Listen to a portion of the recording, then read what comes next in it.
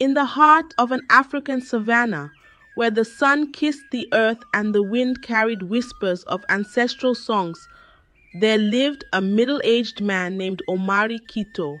His name meant blessing, and indeed his presence was a gift to the people of his village. Omari Kito's home was modest, a small hut made of clay and thatch, nestled under the shade of a grand baobab tree. This ancient tree, its gnarled roots deep in the earth, was a silent witness to generations of stories, secrets, and wisdom.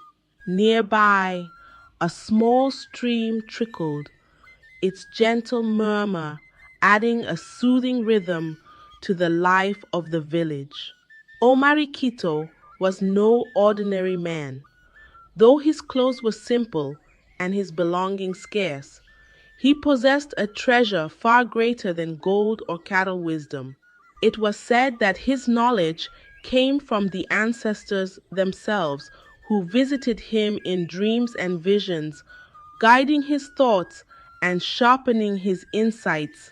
His graying hair shimmered like silver under the sunlight, and his weathered face bore the lines of countless years of reflection and service to his people. A small, worn, worn leather pouch hung from his belt, said to hold charms and relics given to him by the elders of old, each a symbol of his connection to the spirit world. Every morning, Omari Kito sat beneath the baobab, his wooden stool angled just so to catch the first rays of the sun. Villagers gathered around him, forming a circle of anticipation. They came with questions that no one else could answer, questions about lineage, history, and the mysteries of life. Some sought to know their roots, tracing their bloodlines to warriors, healers, or farmers of old. Others sought guidance for personal struggles, a quarrel between brothers, a failing crop, or a child stricken with illness. To each, Omari Kito offered words that were as simple as they were profound. Nearby, children often played in the shade, their laughter weaving through the air like an unbroken thread of hope. One day, a woman named Nia Luma approached him, tears streaming down her face. Her young son, Jabari, had fallen ill with a fever that no healer could cure. Omari Kito, she pleaded, the spirits have turned their backs on me. My son is fading before my eyes. What can I do? Omari Kito closed his eyes and listened not to her words, but to the silent echoes of the spirits around him. The faint aroma of herbs and wood smoke lingered in the air, a reminder of the village's ancient traditions. Finally, he spoke. The spirits are not angry, Naya Luma. They are waiting for you to remember your strength. Gather the leaves of the neem tree and boil them with the roots of the baobab. Bathe Jabari in this water, and you will see his strength return. Desperate yet hopeful, Naya Luma did as she was told. By the next morning, Jabari's fever broke, and the boy was seen running barefoot through the village, his laughter a melody that brought joy to all who heard it. Women pounding grain in large wooden mortars paused to smile, their work momentarily lighter. Word of Omari Kito's wisdom spread far and wide. People from neighboring villages began to arrive, drawn by tales of the man who could see beyond what others could not.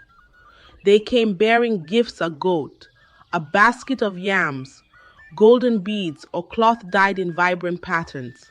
These tokens of gratitude piled up, yet Omari Kito kept little for himself. Much of what he received was redistributed to the poorest in the village, for he believed that true wealth was measured by how much one could give. In the evenings, the villagers gathered for communal meals, sharing stories and laughter under the star-filled sky. Despite his humility, not everyone admired Omari Kito. In the royal palace, King Malik Osei watched with growing envy. The young ruler, dressed in his finest robes and seated on an intricately carved throne, could not understand how a modest man could command such loyalty and admiration. The palace's golden walls reflected the glow of oil lamps, but the warmth of their light failed to reach the king's heart. "What does he have that I do not?" the king muttered one day, his voice thick with disdain. Beside him, his queen found herself lazily narrowing her eyes with suspicion. "It is said that the people trust him more than they trust you, my king," she said, her words laced with venom. "They call him the keeper of wisdom. What power does a man like that have if not to threaten your rule?" The king's jaw tightened. In that moment, a seed of jealousy took root in his heart, one that would soon grow into a vine of malice, threatening to strangle the peace of the village. Beyond the palace walls, the distant beat of drums announced a celebration in a nearby hamlet, yet the sound only deepened Malik Osei's resentment. Unaware of the brewing storm, Omari Kito continued his work, his heart heavy not with worry, but with the responsibility of guiding his people. For he knew, as the ancestors often reminded him in whispers on the wind, that wisdom was both a blessing and a burden. The days in the village rolled by like a river's gentle current. Yet beneath the surface, unseen turbulence began to brew. King Malik Osei watched with growing unease as villagers and visitors alike flocked to the baobab tree to seek Omari Kito's counsel. Gifts of gold, livestock, and rare fabrics passed from hands to the man, and the whispers of his wisdom carried farther than the king's decrees. "Why do they go to him instead of seeking my guidance?" Malik Osei fumed one evening, pacing the polished clay floors of his royal palace. His wife, Queen Zara, reclined nearby, her expression a mixture of irritation and scheming. The faint scent of sandalwood incense filled the chamber, failing to calm the storm within the king. "Because they see something in him they do not see in you," she said, her voice sharp like a blade. "If the people trust a man like him more than their king, it weakens your rule." The king paused, her words igniting his temper. He turned to face her, his eyes blazing. "He is a fool who hides behind riddles and the words of spirits. I am the king. It is I who have built trade routes, conquered enemies, and filled this village with prosperity. Yet they shower him with praise and gifts." Queen Zara sat up, a sly smile curling her lips.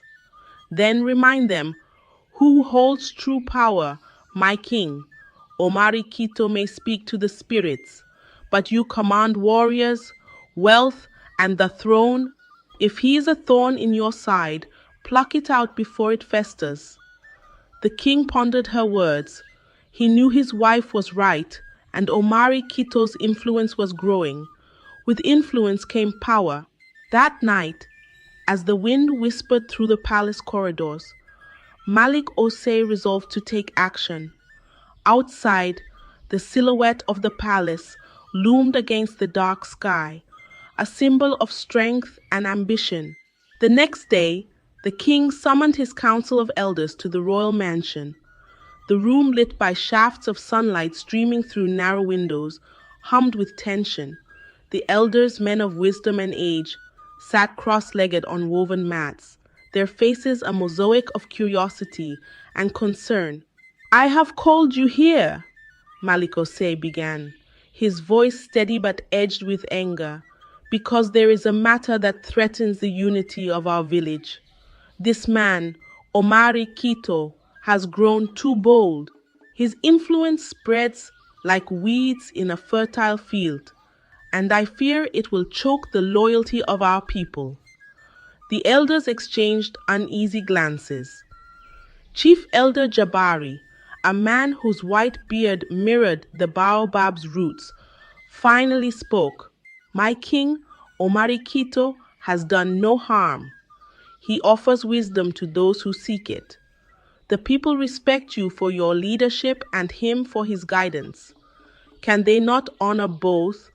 Omarikito's fist slammed onto the low wooden table before him, startling the elders. There cannot be two suns in the sky, he bellowed. I will not have my rule undermined by a modest, middle-aged man who whispers tales of the ancestors. The room fell silent, the air thick with unease. The king's words lingered like a storm cloud, and though no one dared voice it, a dangerous truth was clear. Jealousy had taken root in the king's heart. Outside the palace walls, the distant sound of women singing as they prepared evening meals seemed almost mocking in its serenity. Meanwhile, beneath the baobab tree, Omarikito sat as he always did, his weathered hands resting on his wooden staff. A young woman knelt before him, her voice trembling as she recounted a dream she could not understand.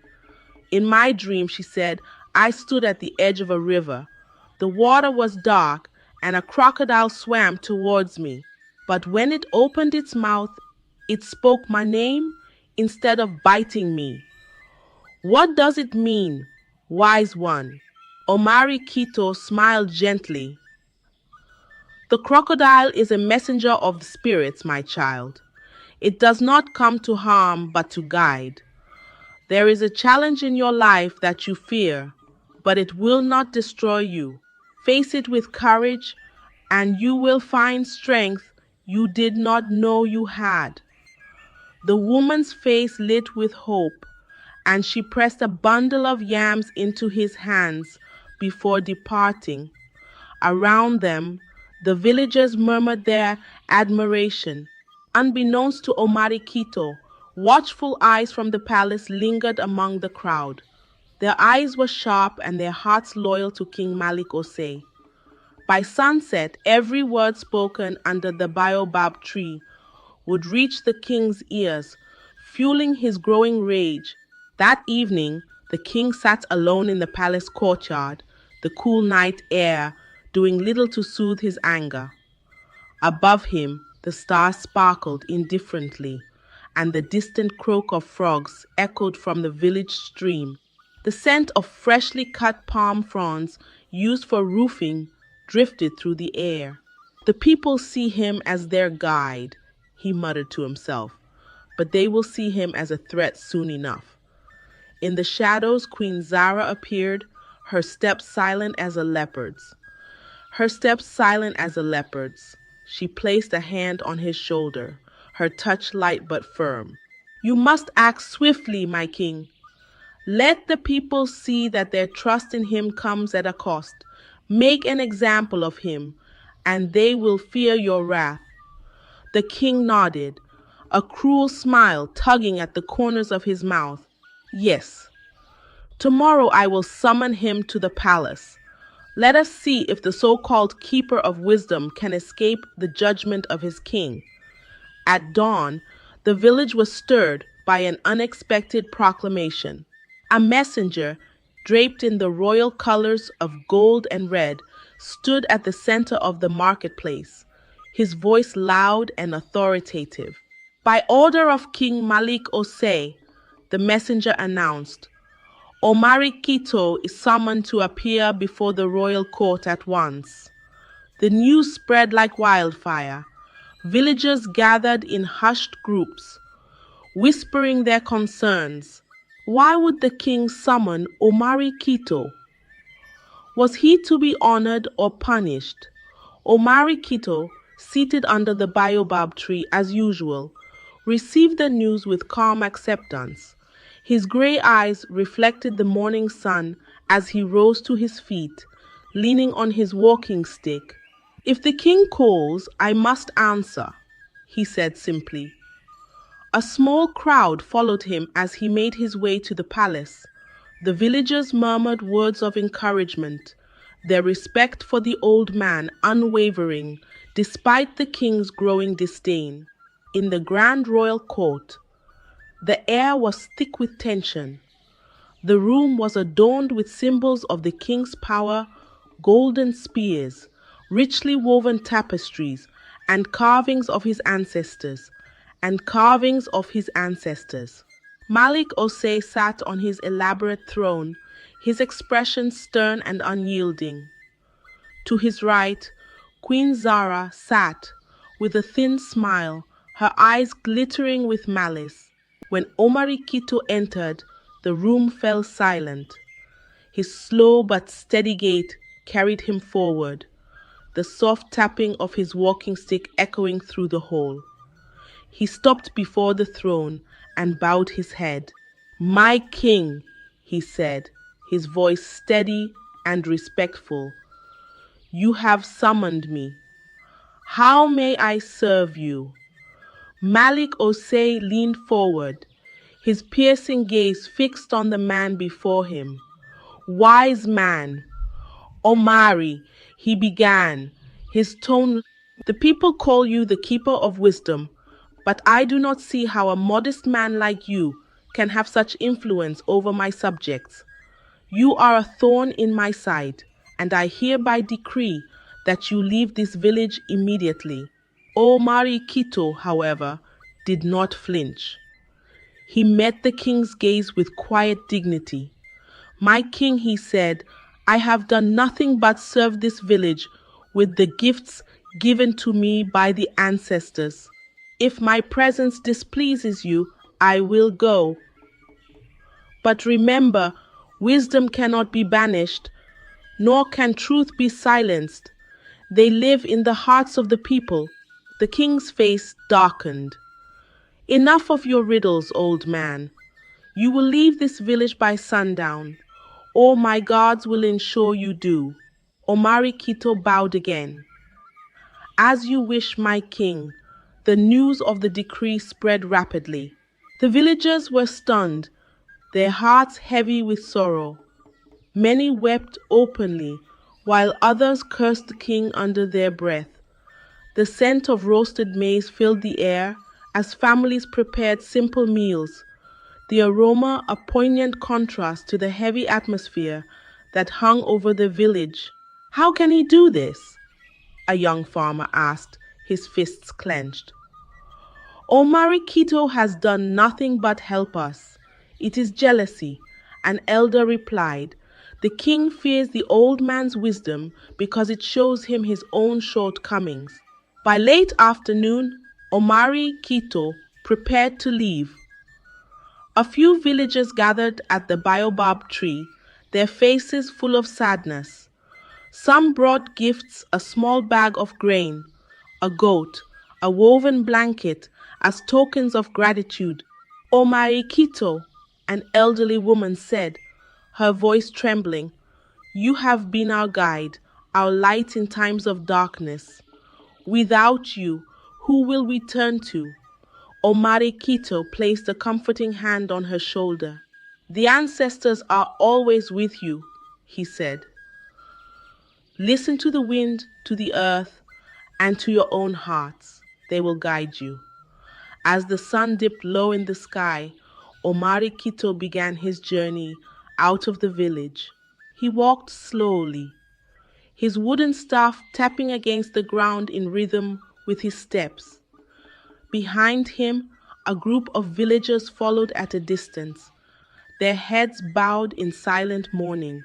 The baobab tree stood alone, its wide branches reaching skyward as if mourning the departure of the man who had sat beneath its shade for so many years. At the edge of the village, Omari Kito paused and turned to the crowd. "Do not despair," he said. "Even in my absence, my prayers will be with you. And remember, the truth cannot be silenced, no matter how far it is cast away." With those final words, he turned and walked into the horizon, the setting sun casting long shadows behind him. In the palace, King Malik Osei watched from a high balcony, his expression unreadable. Queen Zara stood beside him, a smug smile on her lips. "You've done well, my king," she said. "With him gone, your rule will be unquestioned." But deep in his heart, King Malik Osei felt a twinge of doubt.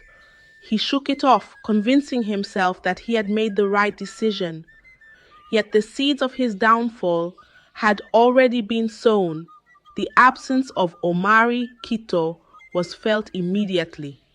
The once lively and harmonious village seemed to lose its spirit. The baobab tree, where people had once gathered to hear stories and seek advice, stood eerily quiet. Children who used to play around its roots now avoided it, as if its emptiness was a wound too deep to bear. News of Omari Kito's banishment spread to the neighboring villages. Merchants passing through shook their heads in disbelief when they heard the tale. Why would King Malik Osei banish the only man who truly understood the ways of the ancestors? One trader asked. "This village will not prosper without his wisdom." The villagers themselves were stricken with grief. Those who had relied on Omari Kito's guidance felt adrift. Farmers whose crops had thrived after following his advice now worked with uncertainty. Mothers who had sought his remedies for their children's illnesses prayed for his safety, fearing that no one else could offer the same counsel. One evening, a young woman named Odia, known for her courage and sharp tongue, gathered some of her friends at the marketplace. "This is wrong," she declared, her voice shaking with emotion. "How can we sit by and do nothing while the man who saved our village countless times is cast out like a thief?" Her friends nodded in agreement, but their faces were clouded with fear. "What can we do, Odia?" one of them asked. "The king is too powerful. If we speak out, we risk our own lives. If we do nothing, we risk losing more than our lives. We risk losing the very soul of our village." Despite her passion, the fear of the king's wrath silenced most of the villagers. Only a few dared to whisper their dissatisfaction, but even they avoided speaking too loudly, lest the royal guards overhear. Meanwhile, life in the royal palace continued as usual. King Malik Osei held court, settling disputes among his subjects and overseeing trade agreements. But even amidst his duties, he could not shake the feeling that something was missing. The queen, sensing her husband's unease, tried to console him. "Why do you trouble yourself, my king?" she asked one evening as they dined. "The old man is gone. The people will soon forget him, and your rule will remain unquestioned." But Malik Osei frowned. "The people whisper. I see it in their eyes. They do not say it openly, but they mourn his absence. It is as if I have taken something from them that cannot be replaced." The queen placed a hand on his arm. "Then remind them of your power. Show them that you are the one who keeps this village strong. They will learn to respect you in time." Malik Osei nodded, but his doubts lingered, festering like a wound beneath his pride. In the weeks that followed, strange occurrences began to unsettle the village. The skies, once clear and bright, grew overcast. The river, which had always flowed freely, began to stagnate. Livestock grew ill, and crops that should have flourished withered inexplicably. The villagers were quick to connect these misfortunes to Omari Kito's departure. "The ancestors are angry," an elder said gravely during a meeting at the marketplace. "They blessed us through Omari Kito, and we have let him be cast out. Now we must face their wrath. The younger villagers, like Audia, were especially vocal. "This is what happens when wisdom is silenced by power," she said, her voice ringing with defiance. "The king's jealousy has brought this upon us." This story teaches us a powerful lesson about the dangers of jealousy and the misuse of power. King Malik Osei's envy led him to banish Omari Kito, a man whose wisdom and kindness were the heart of the village. This decision disrupted the harmony and prosperity of the community, showing that true leadership is not about ruling through fear or insecurity, but about uplifting and uniting the people. Wisdom and service to others should be celebrated, not silenced. Let this tale remind us to value those who guide and inspire us, to nurture humility, and to guard against allowing jealousy to cloud our judgment. A thriving society is built on respect, collaboration, and a shared commitment to the greater good. Thank you for watching this story on my channel. If you found it meaningful, please like, share, and subscribe for more captivating stories and life lessons. Together, let's continue exploring the wisdom and beauty of life's teachings. I don't have any money to give to you. You poor people will not just leave me alone. I have. Once upon a time, in the village of Ney, lived a beautiful young maiden called Esela. Ezila lives with her elderly parents, Mr. and Mrs. Dara, in their humble home with her younger sister, Kiora. Kiora was peaceful and loving, often helping her mother fetch water from the nearby stream. They struggled with serious poverty and hardship that they could barely afford a meal in a day. One faithful day, the king of the village laid eyes upon Isila while she was weaving baskets under a tree, and was captivated by her charm and decided to marry her. Esila married the king of the village. Her parents rejoiced, believing that their days of hardship were finally behind them. As Esila ascended to the throne as queen, her demeanor towards her family underwent a drastic change.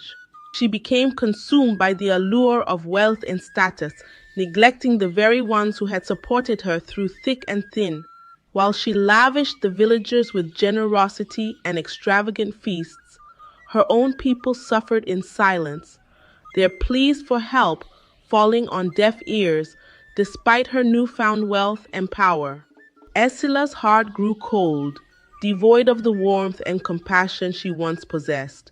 Her parents became a mockery, especially her mother. They laughed at her for her daughter being the queen, and she was still suffering. Her parents, bewildered by her callous behavior, could only watch in sorrow as their daughter turned her back on them totally. Tragedy struck when Esila's father fell ill in desperate need of medical care that they could not afford. Kiora decided to visit her sister at the palace to ask for assistance, and she said, "I don't have any money to give to you. You poor people will not just leave me alone. I have used all my monies to buy my clothing and my jewelries. Do not come back here asking me for money for whatever reason again." Kiora was heartbroken, and she said, "Why is sister treating us like this? Sister is supposed to take care of us. She just abandoned us. Why is sister being so mean to us?" Hearts broken and desperate, they watched helplessly as their beloved father passed away, his departure marking the end of an era of love and unity in the family.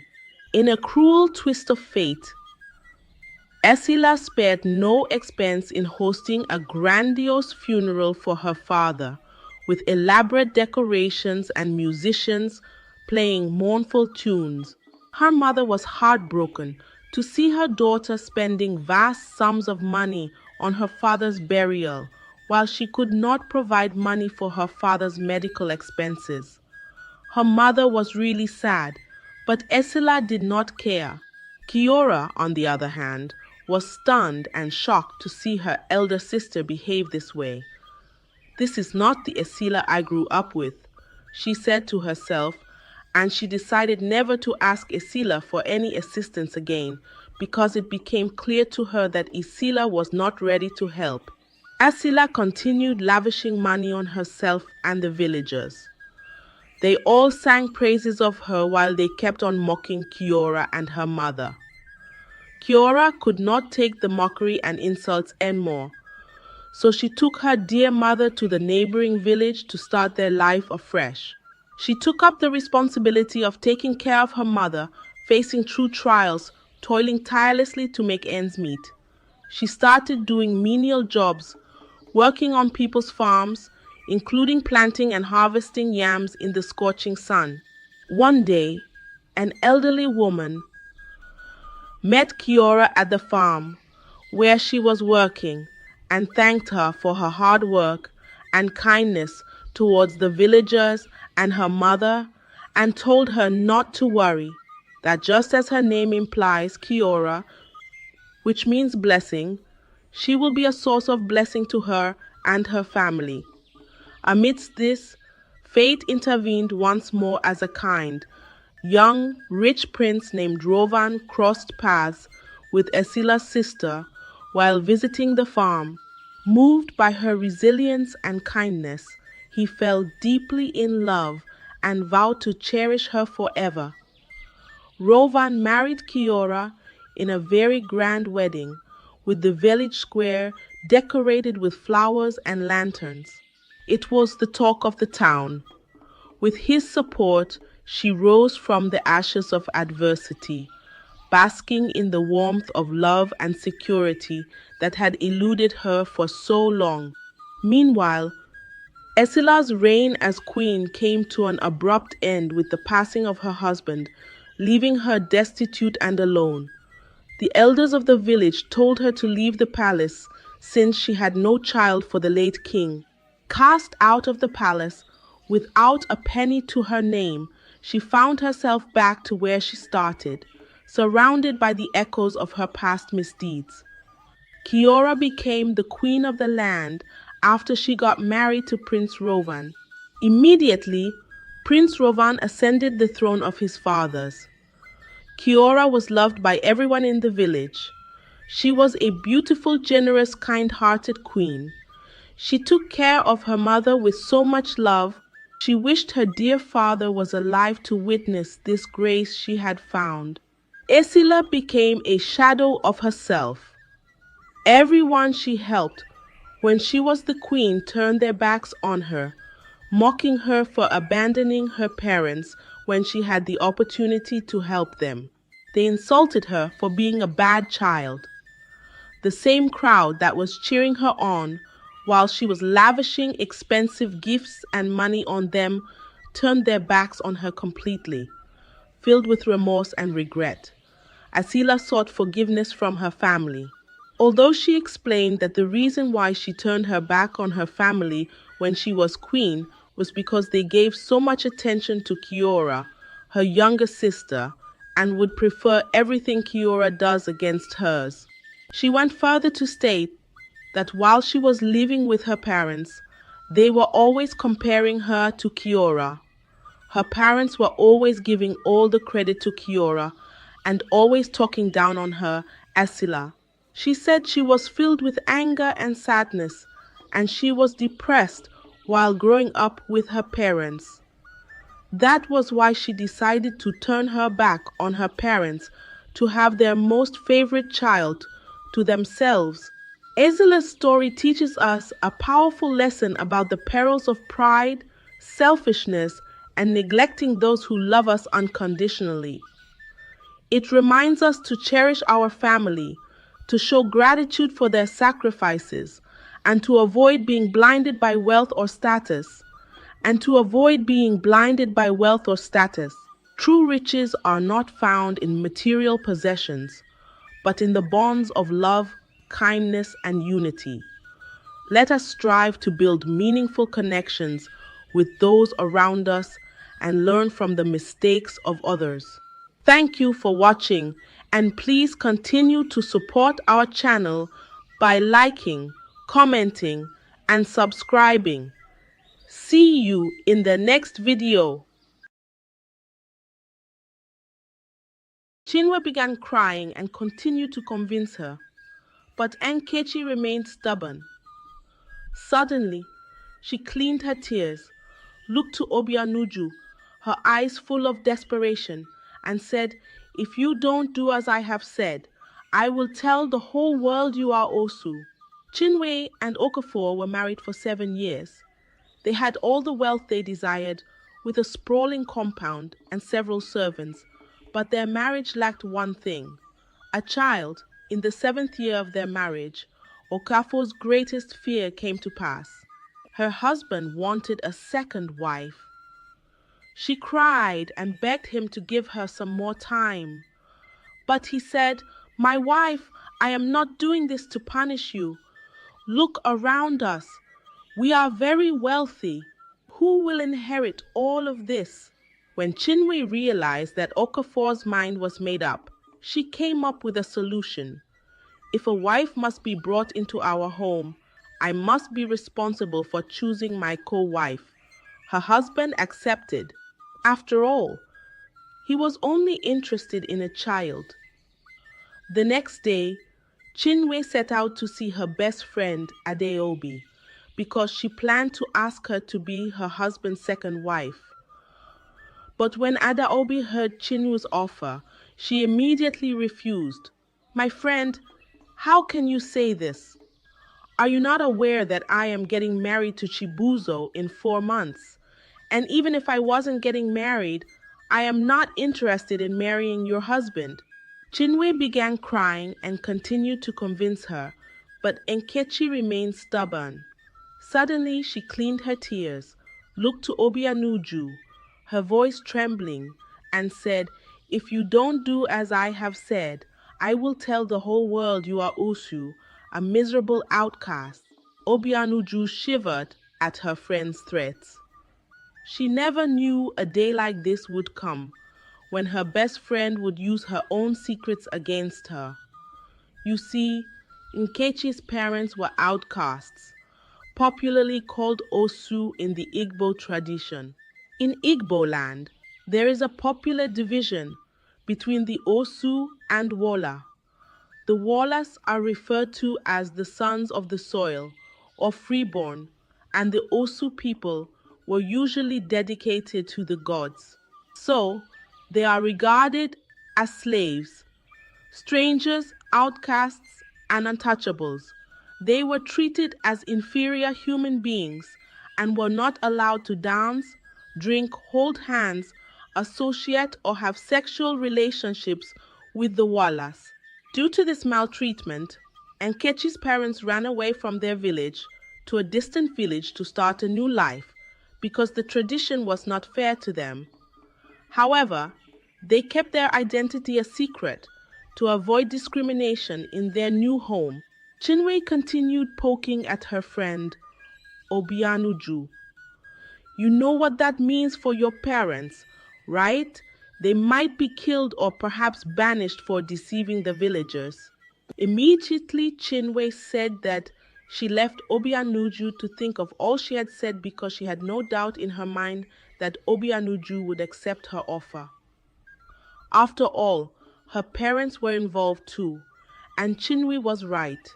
Later that evening, Obianuju visited Chinwe and assured her that she would do as she had requested. Chinwe was excited. She hugged her best friend and assured her that they would live in peace. She also apologized for threatening to expose Nkechi's secrets. "My friend, Baharam, I was desperate. My friend, Baharam, I was desperate. If a strange woman enters this house, she might make my life miserable, but I know that you would never do that to me."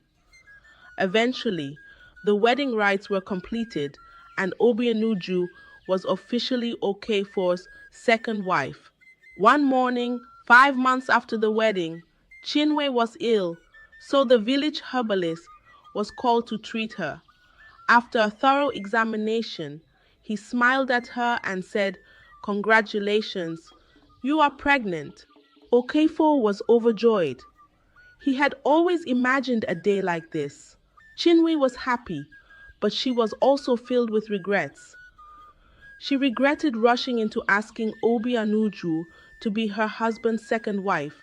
So she decided to tell Enkichi to leave the marriage because she did not want to share Okafor anymore, and most importantly, she could bear children for her husband.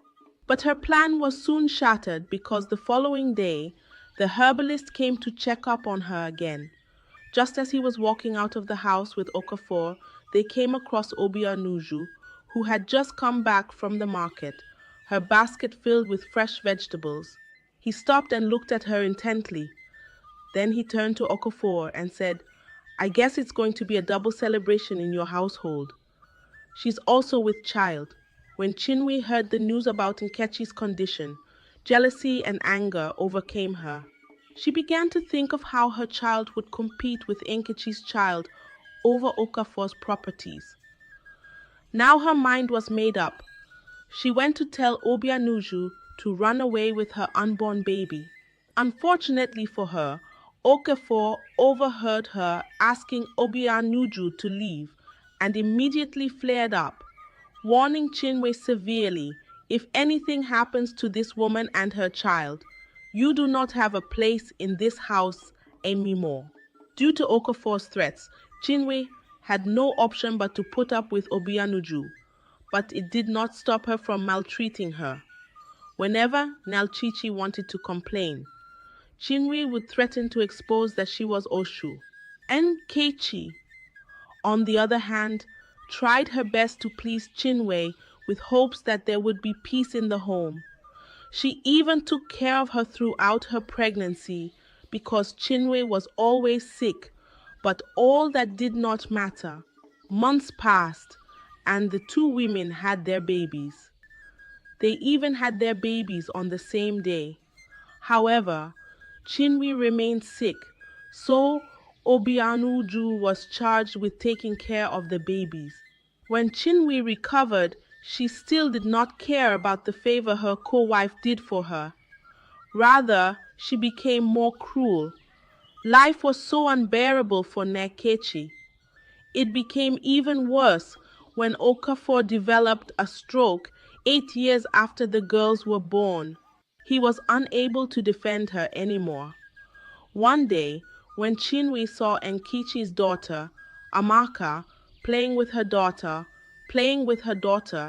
Ifunanya, she used a big stick and began flogging her. She flogged her so much on her legs that it caused her to become paralyzed. Now, on top of Chinwe's bullying, Obianuju also had a paralyzed daughter to care for. Years later, a young Oyinbo medical doctor named Kenneth came into the community. He went around houses offering free medical services. When he went past Okafor's compound, he saw Amaka sitting in front and decided to check up on her. On his way out, Ifunanya walked into the compound, her braided hair glistening in the sun. Kenneth was immediately attracted to Ifunanya, and he began to pursue her with the intention to marry her. Every day, Chinwe would tease Obianuju, saying, "My beautiful daughter will soon travel overseas with her husband. But your daughter will live with you forever because nobody wants her." Obianuju would only smile when Chinwe teased her, and that made Chinwe angrier. Well, the marriage rites were completed, and Nkechi and Chinwe went to say farewell to Kenneth and Ifunanya at the seaport. As the boat moved further and further out of sight, Obianuju began to shout, "Amaka, my Amaka, you are free, you are free. Nobody can ever hurt you." Chinwe looked at Nkechi, wondering why she was praising her own daughter with such strange words. She shouted at her, telling her to stop talking about her daughter. But Obianuju looked at her, let out a wicked smile, and said, "Your crippled daughter is at